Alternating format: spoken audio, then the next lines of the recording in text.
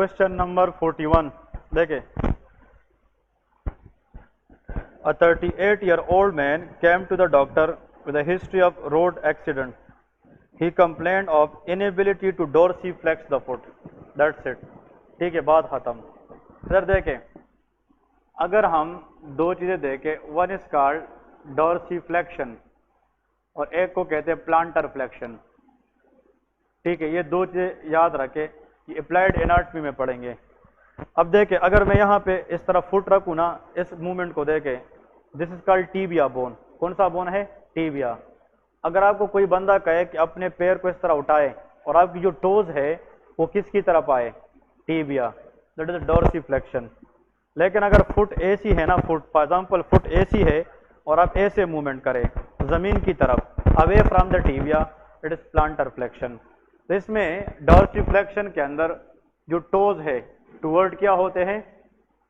Toes toward tibia, और यहाँ पे toes is away from tibia. Away हो सकते हैं कि नहीं? या ऐसे भी कह सकते हैं कि टोज टुवर्ड टीबिया और टोज अवे फ्रॉम टीबिया, या टोज टुवर्ड ग्राउंड, ये क्या होता है? प्लांटर फ्लेक्शन होता है। बात क्लियर है कि नहीं? एक चीज याद रखें, देखें इस एरिया को हिप ज्वाइंट से लेके नी तक, इस एरिया को ताई कहते हैं, दिस कॉल्ड ताई, और इसको लेग कहते हैं, लेग। ठीक है, टाई की 3 कंपार्टमेंट्स है, ये जहन में याद रखें। कितनी? 3। Interior, medial, posterior. कितनी कंपार्टमेंट है? 3। Interior, medial, posterior. जो ताई का फ्रंट है इसको सप्लाई करने के लिए फीमोरल नर्व चाहिए। क्या चाहिए? Femoral nerve. जो मीडियल है ऑब्टूरेटर नर्व। कौन सी नर्व? ऑब्टूरेटर। और जो बैक साइड है शियाटिक नर्व। कौन सी? Sciatic nerve. तो शाबाश, front of the thigh is femoral nerve, medial side is obturator nerve और back of the thigh is sciatic nerve। अब लेग में आ जाए, लेग में 3 कंपार्टमेंट है, front of the leg, lateral compartment of the leg and back side of the leg. इसमें medial नहीं होता। क्लियर है? Front, lateral, posterior. तो जो फ्रंट है it is supplied by deep peroneal nerve. कौन सी? Deep peroneal nerve. जो लेटरल है सुपरफिशियल पेरोनियल नर्व, और डीप और superficial peroneal nerve they are the branches of common peroneal nerve, और सबसे बैक साइड पे टीबियल नर्व होती है। अब सुन ले, अगर मैं इन मसल्स को पकड़ू, देखे ये जो मसल है ये फ्रंट वाले है कि बैक? आप इन मसल को पकड़े और इसको इस तरह खींचे तो ये फुट को टुवर्ड लाएगा क्या? वे हाँ, टुवर्ड। तो front of the leg muscle help in dorsiflexion, back of the leg muscle help in planter flexion. तो अगर एक बंदा इनएबिलिटी टू डोर्सिफ्लेक्स और डोर्सिफ्लेक्शन नहीं कर सकता तो उसका टीबियल नर्व डैमेज है कि peroneal? Peroneal, and that is foot drop. तो foot drop is due to common peroneal nerve damage. तो इसका आंसर ए है। सही है कि नहीं? This is A. आसान हो गया कि नहीं? कॉमन, हाँ जी, that is deep peroneal nerve damage. Answer is B. Answer इसका बी है, बी। लोग इसको गलत कर देते हैं।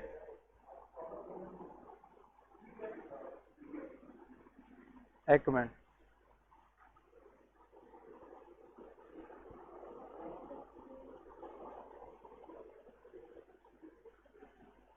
ओके, सिनेरियो को देखे। A 38-year-old man came to a doctor with a history of road accident. He complained of inability to dorsiflex the foot. ये तो ठीक है, डीप का मसला है। And loss of sensation over the dorsum of the leg and foot. ठीक है, dorsum mean back side. On examination, the doctor find interior leg muscle of the flaccid. ये जो फ्रंट वाला मसल है ना ये खराब हुए, फ्लैसिड हुए है, but there was normal tones in the calf muscle. कि टीबिया सही है, that is deep peroneal nerve damage. ये डीप है, आंसर इज बी, क्योंकि फ्रंट ऑफ द लेग को सिर्फ क्या सप्लाई करती है? Deep peroneal nerve damage. ठीक है, नेक्स्ट डोर्सिफ्लेक्स। तो फुट ड्रॉप है ना, फुट ड्रॉप नीचे गया है ना? हाँ जी, आपको तो आज भी पढ़ा है ये मैंने बेसिक्स में यार, सुबह हमने पढ़ा है। Next, a patient has sustained deep stab wound in his submandibular region. बस बात नहीं, इसको देख एक एक वर्ड को देखे ताकि आप लोग का इसमें माइंड आ जाए।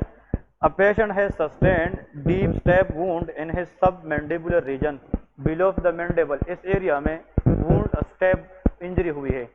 On recovery his tongue deviated to the right side, इस तरह इसकी टंग डिविएट हुई right side. The nerve which supply tongue muscle is called hypoglossal nerve, इसको क्या कहते हैं? हाइपोग्लोसल। ये क्वेश्चन लेके all muscles of tongue innervated by which nerve? Hypoglossal nerve. Hypoglossal nerve except pelatoglossus, ये नाम सुना है क्या? नहीं। except which muscle? Pelatoglossus, which is supplied by vagus nerve. Vagus is a 10th cranial nerve, hypoglossal is a 12th cranial nerve. तो जितने भी टंग के मसल है ये सारे कौन सप्लाई करता है? हाइपोग्लोसल। एक मसल के अलावा, पेलाटोग्लोसस मसल के अलावा, वो कौन सप्लाई करती है? Vagus nerve. क्लियर है? अब देखें, ये टंग है, इधर सुन ले। अगर हम टंग को डिवाइड करें कितने हाफ में? 2। इसको कहते हैं right half of the tongue, right half, और इसको क्या कहते हैं? Left half. अब हाइपोग्लोसल नर्व एक होती है कि दो? क्योंकि क्रेनियल नर्व्स आर पेयर्स। तो याद है कि right hypoglossal nerve control right side of the tongue और left hypoglossal nerve left side of the tongue. तो जिस साइड की डिविएशन है उस साइड की ही नर्व डैमेज है। तो अगर right side of the tongue deviate है, answer will be right hypoglossal nerve damage. इसका मतलब ये है, इसको कहते हैं कि hypoglossal nerve can control the tongue, हाँ जी, can control the tongue, word is ipsilaterally, the word is ipsilaterally. Hypoglossal nerve tongue को सेम साइड पे कंट्रोल करती है। अगर deviation of the tongue right side है तो इसका मतलब नर्व भी डैमेज राइट साइड की होगी, लेफ्ट साइड है तो लेफ्ट साइड की डैमेज होगी। ये ऑन करे ना यार, एसी किसने बंद किए? कब? नहीं, क्लास भी बंद थी? नहीं, क्लास में तो थी। वो सदीक ने पता, ओके, सदीक सोच रहा होगा कि क्लास खत्म हो गया है, पता नहीं किधर है। ओके, तो answer is right hypoglossal nerve. ठीक है किसी का? Okay. A pathologist get a slide for examination, बहुत कॉमन क्वेश्चन है। अ लिम्फॉइड एग्रीगेशन, इसको टेक करें। लिम्फॉइड एग्रीगेशन मीन लिम्फोसाइट की group with partial covering of stratified squamous epithelium. इधर देखें, मैंने आप लोगों को बताया था what is this epithelium? Stratified squamous epithelium. अगर इसके अंदर क्या चीज आ जाए? Lymphoid aggregation. पैथोलॉजिस्ट ने कहीं से क्या ली है? शाबाश, सिंपल।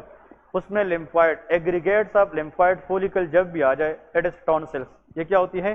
टॉन्सिल्स। फिर टॉन्सिल्स मैंने ईएनटी में बताया था कितने होते हैं? 4 ग्रुप्स।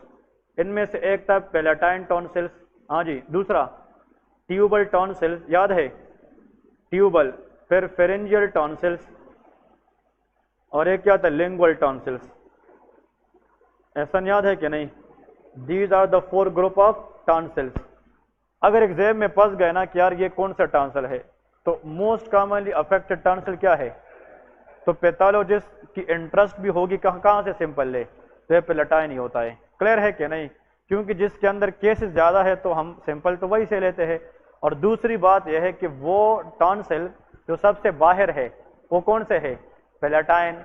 तो पैलेटाइन टॉन्सिल एक्सपोजर की तरफ है, बाहर की तरफ है, तो उसमें कोलमनर है कि स्ट्रेटिफाइड स्क्वेमस? आज गायनी में बताया था ना।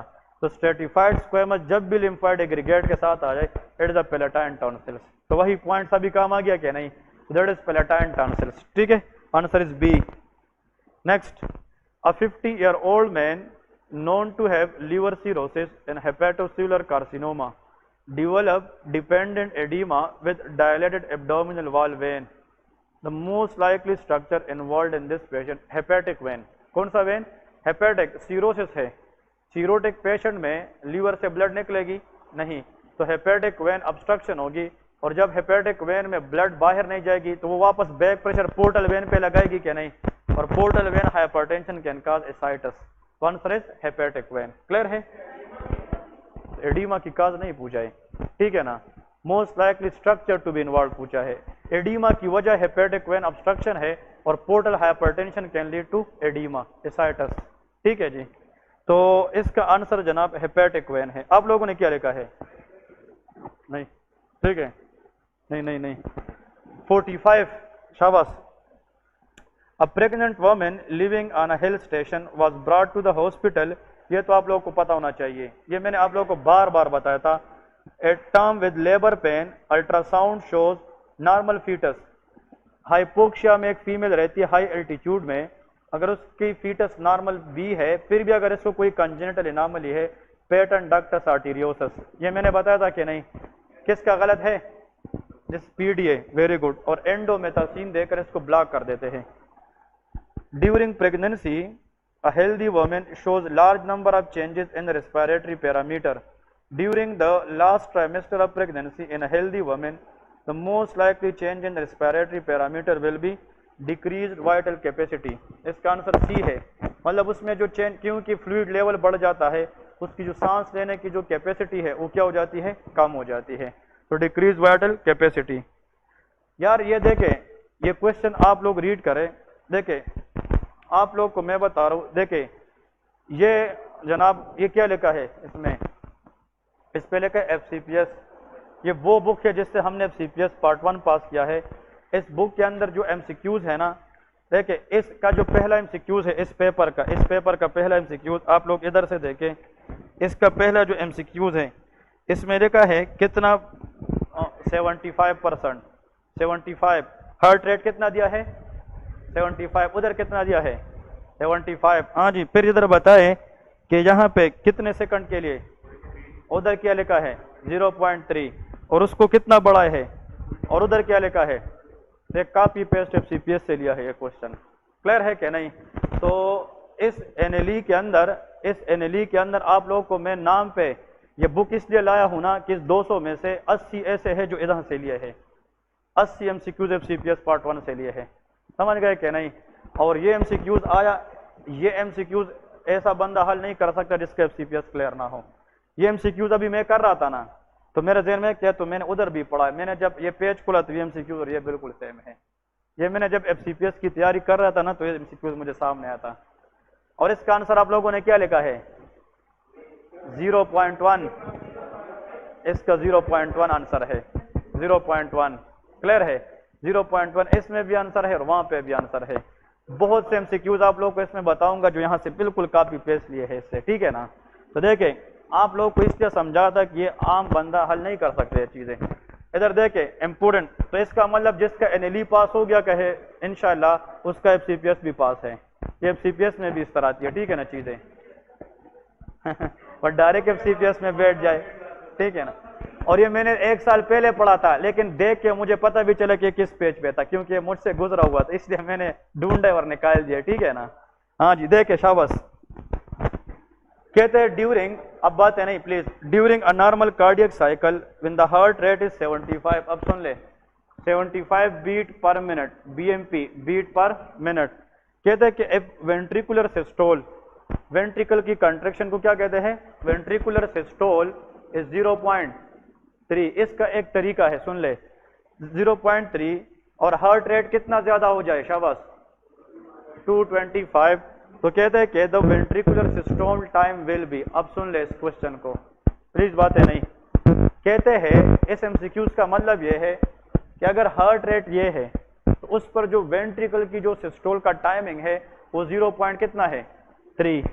और अगर हम हार्ट रेट कितना करें? हाँ जी, 3 मरतबा बढ़ाए, 225 करे, तो हार्ट रेट सेम होगा, वेंट्रिकुलर सिस्टोल का टाइम वही होगा कि वो भी चेंज होगा? वो भी चेंज होगा। अब देखें इसका एक ट्रिक है, नॉर्मल हार्ट रेट कितना होता है? ये फिजियोलॉजी कहती है कि हार्ट रेट 60 से लेके 100 तक होता है, लेकिन एवरेज हम 72 लेते हैं, लेकिन पैरामीटर में उसको हम क्या रखते हैं? 75। ये फिजियोलॉजी है। और फिजियोलॉजी भी कहती है कि नॉर्मल वेंट्रिकल सिस्टोल कितना होता है? 0.3। अब अगर आप इसके साथ और 75 ऐड करें, बात सुन ले, तो ये कितना ऐड हो जाएगा? 0.3। क्योंकि ये तो बेसिक है ना, ये तो फिजियोलॉजी है। फिजियो वाले कहते हैं कि 0.3 के साथ कितना ऐड करना चाहिए? 75। तो 75 रेट के लिए अगर टाइम कितना है? 0.3,